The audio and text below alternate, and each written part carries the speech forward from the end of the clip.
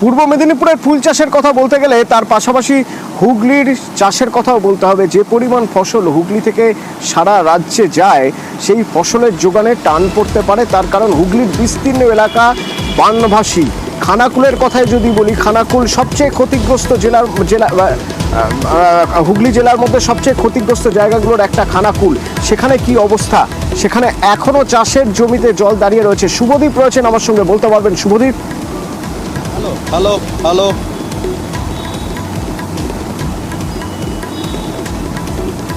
শুভদীপ, শুনতে পাচ্ছ?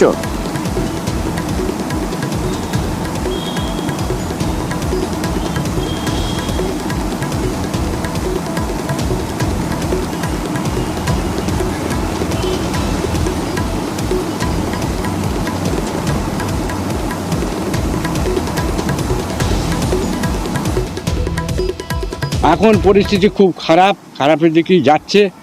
আর কোনো পরিস্থিতি যে ভালো হবে আর কিছু বুঝতে পারিনি। হয়তো এইভাবেই সব জায়গায় আমরা কি করব সেটা আমরা ঠিক করতে পারিনি। ক্ষয়ক্ষতি হয়েছে?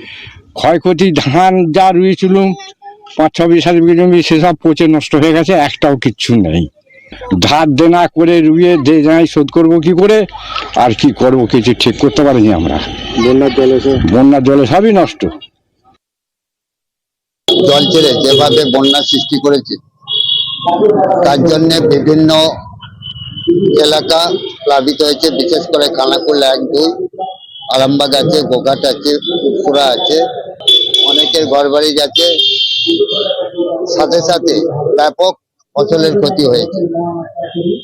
তো সরকার যেহেতু শস্য বীমা করতে বলছেন এবং ইনকোয়ারি হবে, এক্ষেত্রেও উনি দেবেন। কারণ ইতিপূর্বে জানেন আবাস যোজনা ঘরের জন্য প্রস্তুতি শুরু হয়ে গেছে। যাদের বাড়ি পড়ে গেছে তাদেরও বাড়ি করে দেবে।